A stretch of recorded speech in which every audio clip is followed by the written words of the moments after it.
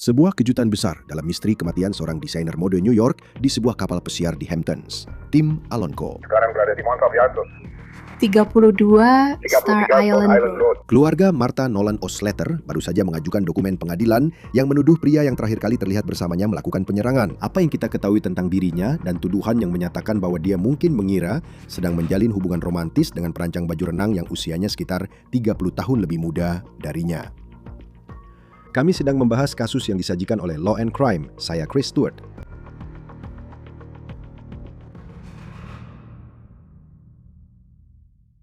Martha Nolan Osleter meninggal pada 5 Agustus 2025 dan 1 tahun kemudian kita masih belum tahu penyebab kematiannya.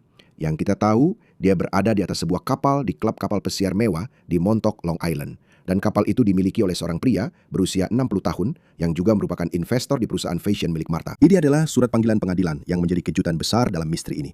Kami baru saja mendapatkannya dari New York dan surat ini ditujukan kepada pemilik kapal pesiar itu, seorang pria bernama Christopher Durnan. Dia bersama Martha pada saat kematiannya. Sekarang, dokumen itu memberitahukan kepadanya bahwa keluarga Martha akan menuntutnya atas kematian akibat perbuatan melawan hukum dan menyatakan bahwa kematian Martha mungkin bukan sebuah kecelakaan.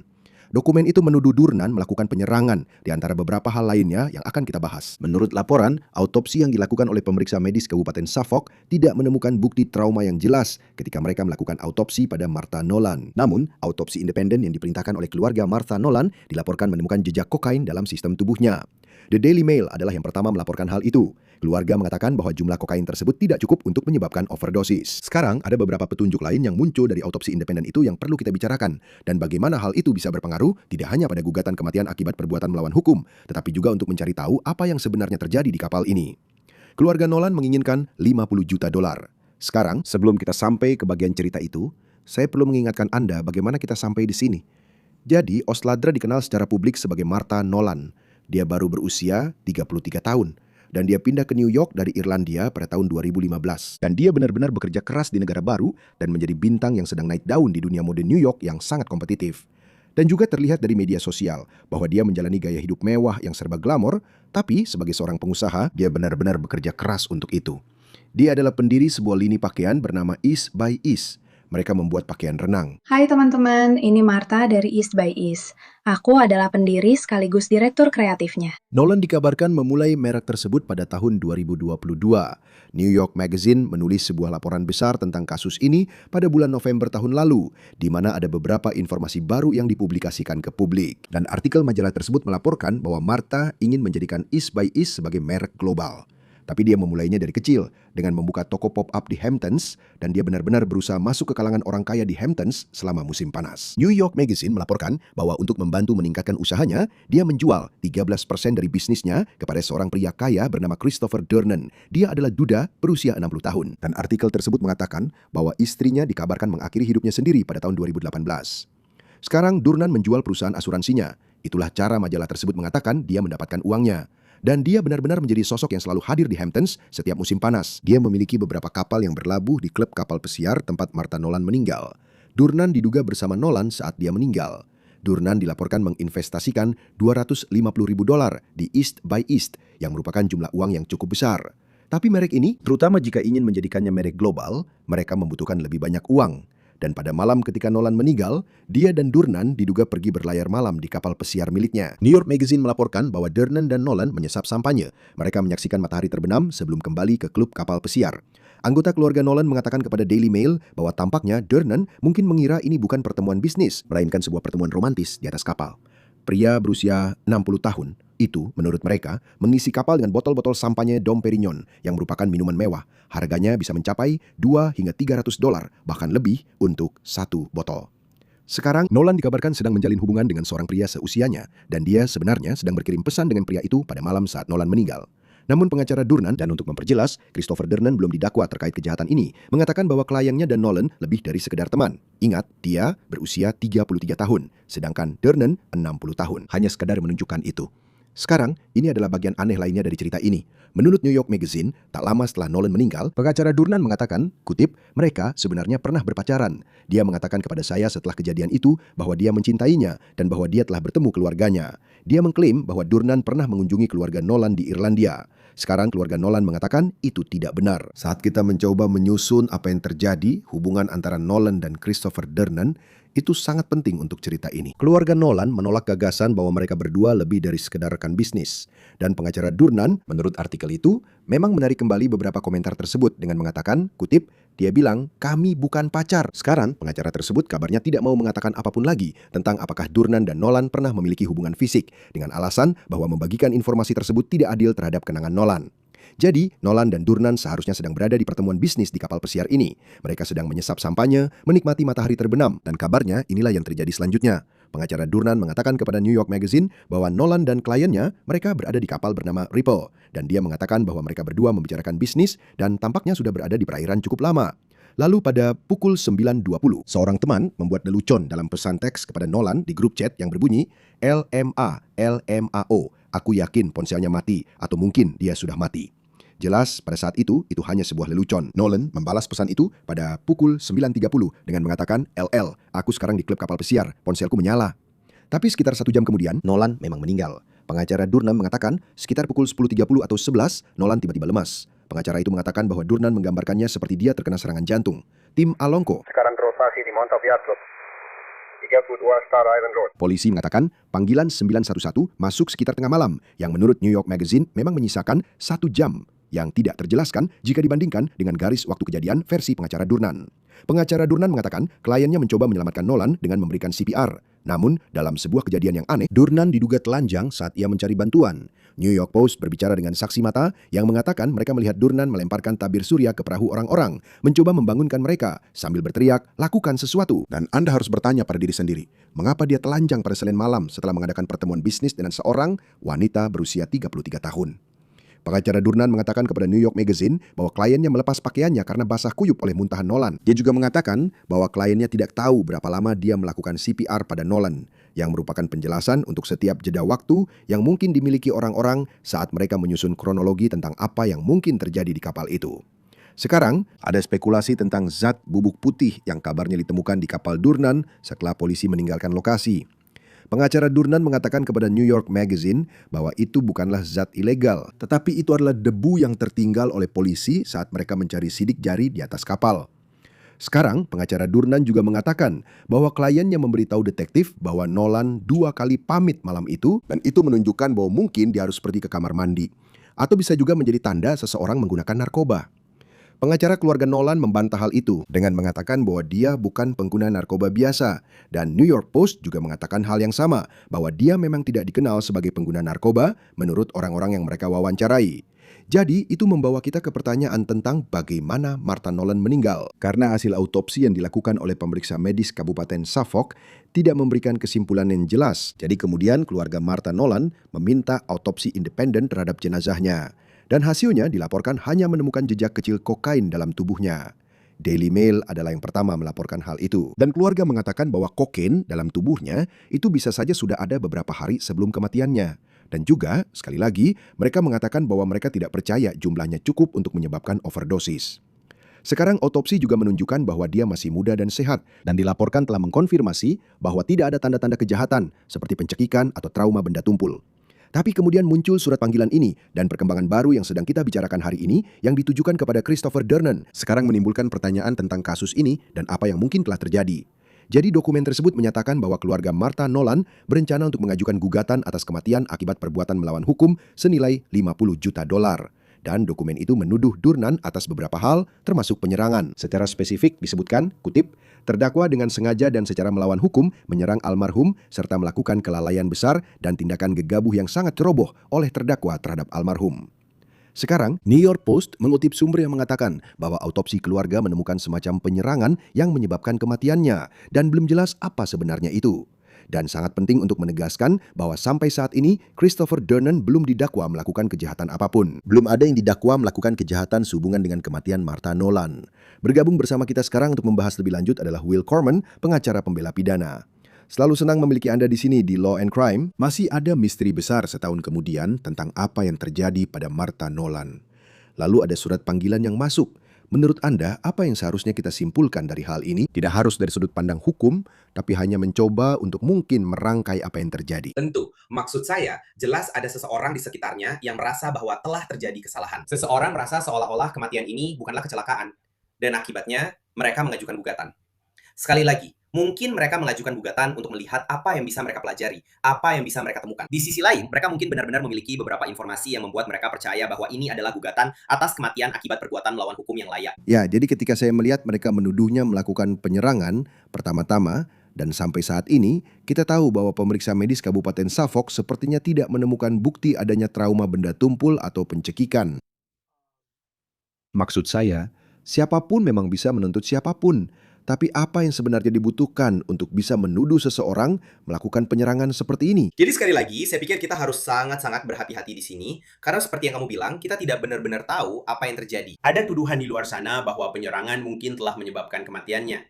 Itu bukan penyebab utama kematian atau bukan tuduhan utama dalam gugatan itu sendiri. Jadi pada dasarnya yang mereka isyaratkan adalah bahwa sesuatu terjadi di kapal itu. Ini bukan overdosis. Ini adalah sesuatu yang sedikit lebih serius dari itu. Dan akibatnya, jika saya adalah pengacaranya atau pengacara dari warisannya, saya ingin tahu bahwa ada sesuatu di sana yang bisa saya jadikan dasar untuk menggugat. Ini bukan sekedar dugaan. Ini bukan sekedar mencari-cari. Ada sesuatu yang mereka temukan selama penyelidikan internal mereka sendiri yang membuat mereka percaya bahwa gugatan ini memang layak diajukan. Kalau dilihat dari sisi apakah ini cuma upaya pancing informasi, dan saya sendiri tidak tahu, kita juga tidak tahu. Kita hanya punya 3 halaman ini sampai titik ini. Kita tidak tahu soal autopsi independen itu. Ada rumor tentang apa yang mungkin ditemukan atau tidak ditemukan. Tapi apa strateginya menurutmu dari pihak keluarga? Karena sekarang apa yang akan terjadi setelah ini diajukan? Christopher Dunnan punya waktu sekitar 20-30 hari untuk meresponsnya. Informasi seperti apa yang bisa muncul? Apa strategi mengajukan sesuatu seperti ini jika kamu sedang mencari informasi? Ya, mereka mungkin ingin melakukan pemeriksaan saksi di bawah sumpah. Mereka mungkin ingin mencari lebih banyak informasi tentang apa yang terjadi malam itu. Jelas ada laporan polisi. Saya tidak tahu apakah negara bagian punya akses ke laporan polisi itu. Saya juga tidak tahu apakah mereka punya akses ke laporan autopsi dasarnya. Saya percaya mereka sudah melakukan autopsi independen sendiri, tapi saya tidak tahu apakah mereka punya kemampuan untuk membandingkan dan menganalisis laporan autopsi independen mereka dengan apa yang dilakukan oleh pemeriksa atau koroner daerah. Jadi, itu bisa menjadi salah satu strategi. Itu juga bisa untuk mencari tahu kepada siapa Durnan berbicara tak lama setelah itu. Apakah dia melakukan panggilan telepon atau tidak. Kita tahu dia berteriak minta tolong. Tapi kamu tahu siapa yang dia hubungi sebelum dia mulai berteriak minta tolong, kalau memang ada. Kamu tahu apakah dia menelpon rekan-rekannya, apakah dia menelpon teman-temannya, apakah dia menelpon orang-orang sebelum dia mulai berteriak bahwa sesuatu telah terjadi di kapal. Itu semua adalah informasi yang penting. Mereka bisa mengajukan supina untuk catatan telepon. Mereka bisa mengajukan supina untuk log telepon. Mereka bisa mengajukan supina untuk catatan komputer untuk mengetahui dengan pasti apa yang sebenarnya terjadi di sini. Dalam beberapa kasus, apapun itu, kamu tahu, akan ada gugatan perdata atas kematian akibat perbuatan melawan hukum. Dan bukan berarti ini adalah kasus yang melibatkan tindakan kriminal. Tapi kamu tahu, misalnya dalam kasus pembunuhan biasa, mungkin ada bagian pidananya yang harus dijalani. Dan kemudian akan ada gugatan perdata atas kematian akibat perbuatan melawan hukum secara terpisah. Dalam kasus ini masih penyelidikan terbuka, belum ada yang didakwa. Jadi bukan berarti akan ada sidang pidana saat ini. Untuk membuat gugatan perdata atas kematian akibat perbuatan melawan hukum berhasil dan akhirnya keluarga menuntut $50 juta. Seperti apakah kamu perlu ada kasus pidana dalam hal seperti ini? Terutama jika kamu tahu kata penyerangan sedang sering disebut-sebut di dalamnya. Tidak perlu ada gugatan pidana. Maaf, tidak perlu ada kasus pidana. Sejujurnya, itu memang akan membantu. Orang lain bisa melakukan semua penyelidikan ini untukmu, tapi itu tidak diwajibkan. Dan ada banyak sekali kasus di mana kasus pidana tidak berkembang. Sekali lagi, ingat, standar pembuktian dalam kasus pidana harus melampaui keraguan yang wajar. Standar pembuktian dalam gugatan perdata atas kematian akibat perbuatan melawan hukum jauh lebih rendah dari itu. Jadi sebagai hasil akhirnya, ada banyak kasus di mana ada gugatan perdata atas kematian akibat perbuatan melawan hukum tanpa ada kasus pidana. Dan juga ingat bahwa gugatan itu sendiri cakupannya sangat luas. Ya, ada tuduhan penyerangan, tapi juga ada tuduhan kelalaian. Dengan kata lain, mereka mengatakan bahwa siapapun yang ada di kapal itu mungkin telah berkontribusi pada kematian wanita muda ini. Itu tidak berarti mereka yang benar-benar menyebabkannya. Jadi, secara hipotetis, jika dia overdosis, atau jika dia menggunakan narkoba, dan mereka tidak segera membantunya, seseorang bisa membayangkan sebuah skenario di mana, dan sekali lagi, kita belum tahu pasti soal ini, tapi jika semua orang di kapal itu menggunakan narkoba dan dia overdosis, dan mereka menunggu karena mereka tidak ingin langsung menelpon polisi, karena ada tindakan kriminal lain yang terjadi di kapal itu merupakan kelalaian. Dan akibatnya, itulah salah satu dasar gugatan dalam tuntutan hukum itu sendiri. Mereka menuntut, atau di sini tertulis bahwa mereka menginginkan $50 juta. Dan kamu tahu, tentu saja kamu tidak bisa menilai hidup dengan uang. Tapi di saat yang sama, saat aku dengar 50 juta dolar, dia bukan seseorang sepertinya yang punya 50 juta dolar. Maksudku, bagaimana kamu menghitungnya? Maksudku, dia seseorang yang tampaknya sangat sukses. Aku tidak tahu apakah dia punya 50 juta dolar di bank. Seperti, bagaimana kamu menghitung sesuatu seperti itu saat menentukan? Seperti, apa artinya ketika seseorang berkata, kamu tahu, ini adalah gugatan perdata atas kematian yang disebabkan pihak lain senilai 50 juta dolar. Maksudku, sejujurnya menurutku itu tidak terlalu berarti. Aku pikir beberapa yurisdiksi mengharuskan kamu mencantumkan angka nominal di situ. Beberapa yurisdiksi mengharuskan kamu mencantumkan jumlah pada sebuah formulir. Tidak semua yurisdiksi seperti itu. Jadi menurutku ini hanya sebuah angka. Dan aku tidak ingin terdengar enteng. Aku tidak ingin mengatakan angka ini diambil begitu saja tanpa dasar. Seperti yang kamu katakan dengan benar. Kamu tidak bisa menilai hidup seseorang dengan angka. Kamu tidak bisa memberi nilai atau semacamnya pada hal seperti itu. Tapi menurutku, kita tidak perlu terlalu memikirkan soal angka. 50 juta dolar yang beredar di luar sana. Aku yakin untuk keluarga ini juga, maksudku selama setahun penuh mereka tidak tahu apa yang terjadi pada orang yang mereka cintai kan? Dan kamu tahu, ini adalah keadaan misterius tentang bagaimana dia meninggal dan kita masih belum tahu. Ini masih penyelidikan terbuka dan hanya itu. Bagaimana mengajukan sesuatu seperti ini bisa berdampak pada penyelidikan kriminal yang sedang berlangsung. Jadi dari sudut pandang pembelaan pidana, jika pria ini didakwa secara pidana, saya akan sangat senang jika ada gugatan perdata yang sedang berlangsung. Sebagai pengacara pembela pidana, jika ada gugatan perdata yang terjadi sebelum atau selama kasus pidana, saya sangat menyukainya. Itu memungkinkan saya untuk membuat argumen untuk klien saya bahwa ada alasan lain mengapa klien saya didakwa melakukan kejahatan. Ada insentif lain, ada motivasi lain. Itu memberi saya, sebagai pengacara pembela pidana, akses ke apapun yang terjadi dalam gugatan perdata tersebut. Terkadang aksesnya jauh melampaui apa yang bisa saya dapatkan sebagai pengacara pidana. Jadi dari sudut pandang strategis, percayalah ketika saya katakan bahwa jika dia akan didakwa, menurut saya, para pengacaranya senang ada gugatan perdata yang sedang berlangsung. Bagaimana menurut Anda? Bagaimana? Anda tahu, saya selalu penasaran, karena biasanya Anda akan punya, Anda tahu. Dalam kasus ini, pemeriksa medis Suffolk County tampaknya belum bisa menemukan apapun yang pasti, Anda tahu. Dan Anda tahu, awalnya tidak ada indikasi tindak pidana, dan juga belum jelas apakah ada unsur pidana dalam kasus ini, seperti bagaimana 2 autopsi bisa. Bagaimana Anda pernah melihat perbedaan antara satu dengan yang lain? Anda tahu, dan kita tidak tahu apa yang ditemukan secara spesifik oleh pemeriksaan independen ini, tapi jika memang ada tanda-tanda penyerangan atau semacamnya, Jadi sekali lagi, saksi ahli seringkali berbeda pendapat. Jadi satu koroner bisa memeriksa jenazah, meninjau rekaman, memeriksa hasil tes, dan menghasilkan jawaban yang benar-benar berbeda dari orang lain. Jadi itu bukan hal yang aneh. Maksud saya, kasus seperti ini sering terjadi di mana ada perdebatan antar ahli. Di mana satu ahli percaya pada satu temuan atau satu rangkaian temuan, dan ahli lain percaya pada yang berbeda. apa strategi dibalik mendapatkan autopsi independen? Anda tahu, untuk klien dalam situasi apapun di mana, Anda tahu, mereka ingin memiliki. Anda tahu, saya pikir kasus Nolan Wells saat ini sangat berbeda dengan kasus yang sedang kita bicarakan. Tapi itu salah satu contoh di mana Anda melihat autopsi independen dan keluarga berusaha ke arah itu. Seberapa sering Anda melihat hal seperti itu?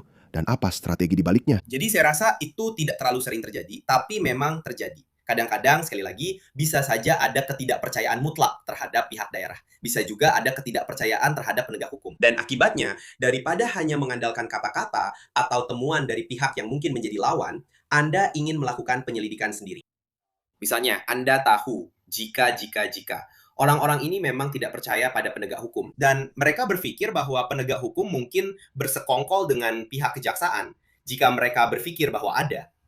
Sudah ada pertanyaan yang muncul tentang bagaimana seseorang meninggal, dan mereka tidak mempercayai pemerintah daerah itu sendiri untuk melakukan penyelidikan. Disitulah Anda biasanya melihat autopsi independen. Dan ke depannya, maksud saya, jika Anda adalah pengacara pembela untuk Christopher Dernan dan Anda tahu dia bilang dia tidak melakukan kesalahan apapun, dia membuatnya seolah-olah wanita itu hanya mengalami masalah di kapal dan seperti saya tidak tahu apa yang terjadi dan saya lari untuk mencari bantuan. Jelas, ada pertanyaan tentang bagaimana dia akhirnya telanjang.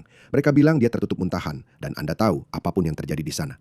Seperti bagaimana Anda menanggapi sesuatu seperti ini, Anda tahu ketika kasus seperti ini sampai ke meja Anda, bukan hanya soal 50 juta dolar, tapi Anda juga melihat kata penyerangan di situ. Anda melihat kelalaian.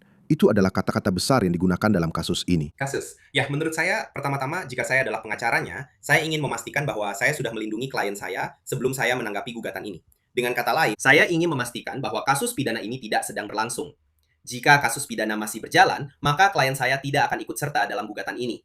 Entah saya akan menggunakan hak untuk diam sepenuhnya, atau yang lebih mungkin, saya akan mengajukan apa yang disebut sebagai penangguhan proses, dan memberitahu pengadilan perdata bahwa kami belum bisa melakukan apapun karena masih ada proses pidana yang sedang berlangsung. Dan karena itu, kami tidak bisa memberikan jawaban apapun sampai proses itu selesai. atau sampai kami tahu bahwa itu tidak terjadi. Jadi, pada suatu saat, polisi di Kabupaten Suffolk, karena ini masih merupakan penyelidikan yang terbuka, masih Anda tahu, seperti itulah yang dilaporkan. Maksud saya, pada suatu saat, apakah mereka perlu menutup kasus ini, atau bisakah kasus ini tetap terbuka selamanya? Kasus ini bisa tetap terbuka selamanya. Kasus ini bisa tetap terbuka selamanya. Dan seperti yang saya katakan sebelumnya, Anda tahu, pengacara Durnan akan memiliki kemampuan sampai batas tertentu untuk mengatakan, "Hey, kami belum ingin melakukan apapun. Kami belum ingin memberikan jawaban apapun karena kasus pidana ini masih terbuka atau kasus pidana ini masih berlangsung." Tapi pada titik tertentu, hakim di pengadilan perdata akan berkata, "Sudah cukup waktu berlalu. Sekarang kita harus melanjutkan kasus ini." Dan jangka waktu itu bisa sangat singkat atau bisa juga panjang, tergantung pada kenyataan atau kemungkinan realistis dari adanya kasus pidana yang akan datang. Dan ketika sesuatu seperti ini diajukan, dan ini bahkan sebenarnya bukan saya kira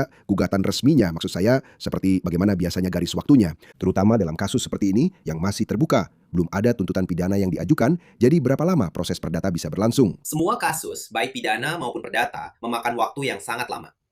Memang begitu, proses pengumpulan bukti di kedua belah pihak memakan waktu yang sangat lama, termasuk pengambilan keterangan saksi di bawah sumpah, surat panggilan, permohonan, dan seterusnya. Kasus-kasus seperti ini memerlukan waktu yang sangat lama untuk diselesaikan. Dan kita akan lihat apa yang terjadi selanjutnya. Tentu saja ini adalah perkembangan besar dalam kasus ini, tapi masih sangat penuh misteri.